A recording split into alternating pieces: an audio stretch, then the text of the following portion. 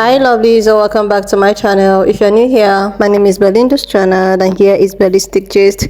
Don't forget to please subscribe to this channel, turn on notifications so that anytime I upload videos, you'll be the first person to be notified. And to my returning subscribers, thank you so much for all the love and support.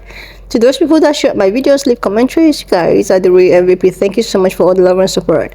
So guys, I came across this video on my For You page on TikTok and I thought to share with you guys where this black woman was, she actually have a message for, white poor men or poor white men. Guys, I'm just gonna roll the clip as well as the stitches I was able to put together. Please leave me your own thought in the comment section and let's dive into it. Popular rules as a black girl dating a whitey.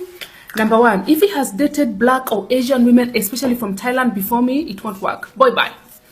If he cannot buy Ferragamo, boy, go home. If he claps, no. A white man that hates white women is looking for a slave. How do you hate women that looks like your mother? No.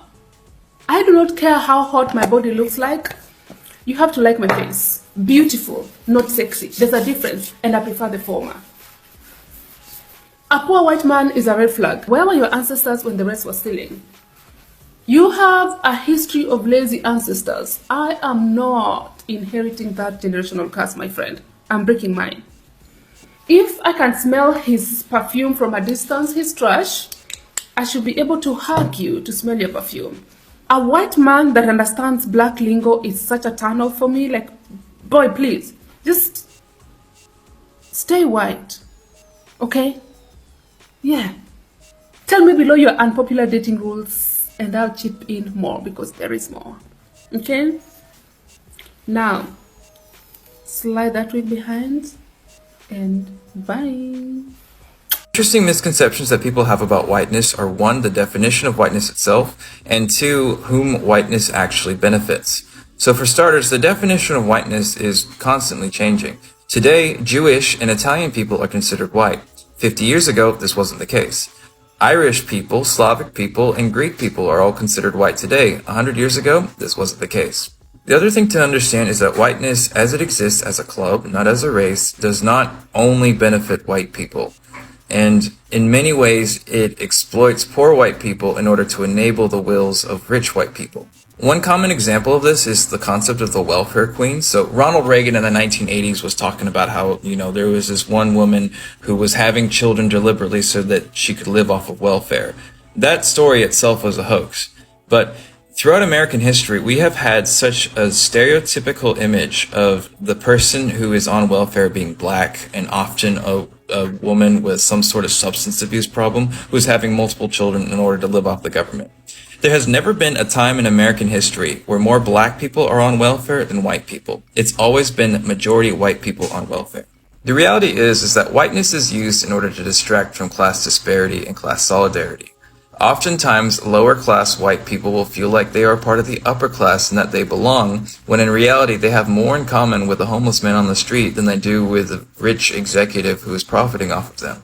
Reductive terms aside, it is important to understand that whiteness does not only benefit white people, and a great deal of white people are often in fact impeded by whiteness as a concept. Y'all gonna have to come take my phone. How I end up on this side of TikTok? Huh? Come get my phone, cause I'm by. You know what?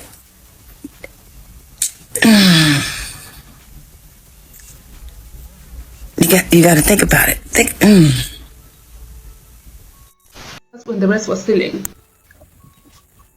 So I asked my husband. He was not amused. I mean, technically, we middle class, but still, bro. This was. Where were your ancestors when the rest was stealing? No, that is not the case at all. Even that statement, that direct statement is in and of itself a red flag. Are you freaking, no, that is not debatable. That is, if you think that just being poor is in and of itself a red flag, like, okay, in what way am I supposed to preserve generational wealth? Let's go back 1,000 odd years, right? Let's go back into this. Norwegian blood, a lot of it going into it. Vikings, right? They stole. Oh my God, did they steal a lot? You know why they stole? Because the land sucked. Go figure, before you had oil, before you had any of that, the way that people would live in Norway was off bare subsistence. And past that, to get anything else, you raided. Yes, and a lot of what you raided, you would then use to be able to survive. So let me clarify this. What am I? Am I supposed to somehow travel back in time and hoard 800 years worth of wealth to exist today? How? So you admit to the stealing? Oh no, my people definitely stole. Are you kidding me? The Irish, the Norwegians, yeah, they stole a lot. I just don't have any of it. The NDN was to stun, to speak. A poor white man. This season we watched as you fought tirelessly for your family. Agree. But while you put on a brave face, Red flag. your marriage No. was troubling. Poor white men. Seeing poor white men is like seeing Jamaicans losing in a sprint. This game was designed for you to win. Seeing poor white I can't date a white man who earns less than me because you have white supremacy on your side and you're still poor. I know some of y'all think she's joking, but I actually heard this from family members. I'm Liberian. If you're gonna date white men, let it be white men with money. Don't date useless white men. And that's just facts. I can't date a white man who earns less than me because you have white supremacy on your side and you're still poor. A poor white man is a red flag. Where were your ancestors when the rest was stealing?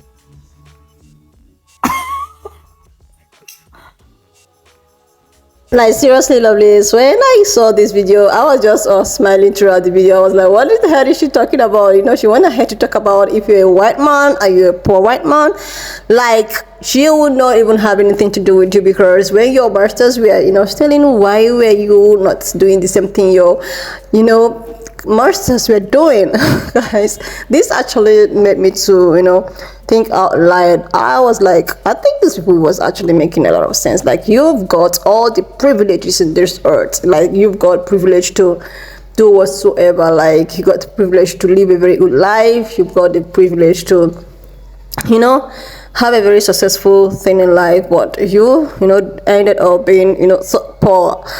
Like, what was the essence of all the privileges you have? And, you know, a lot of people were stitching this video. People were like, you know, smiling, you know, making it a little bit of fun and all of that. But if you think deeply, she's actually making sense in my own, you know, observation. I think what she meant is that as an oppressor, you are meant to have everything, you know, you ought to have for you to be able to, you know, have the capability of oppressing someone. So you wouldn't be a poor person who happens to be a white person, and a lady who can date you despite all the privileges you have. You're still the same way, like you're still like a normal black person. So what is it that she is benefiting from, you know, being with you and all of that?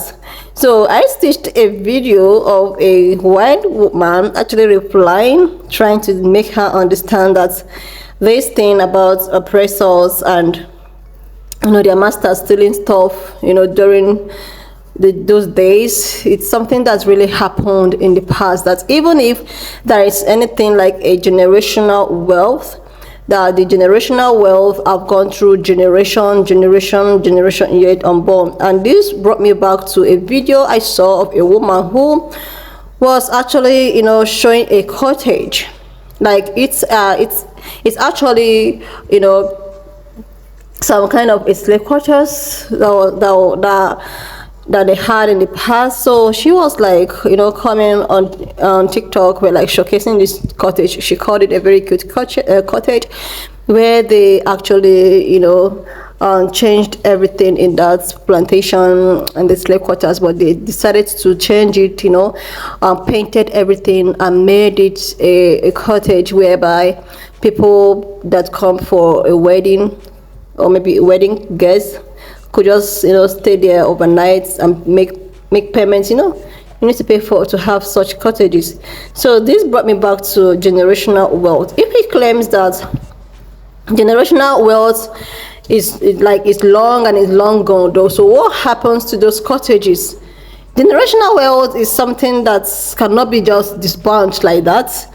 It's something that have been there for years, for like years. When the other generation is born, they continue from the wealth, improve it. The more the society is, civilizing, improving, that's how those wealth, keep on civilizing and improving as well. There's nothing like the generational wealth has long gone and all of that. No, you guys are still living and still, eating up from those generational wealth. So trying to say or try to bash the lady who was, just telling her truth, like as a lady, like I cannot be a black woman who also face oppression.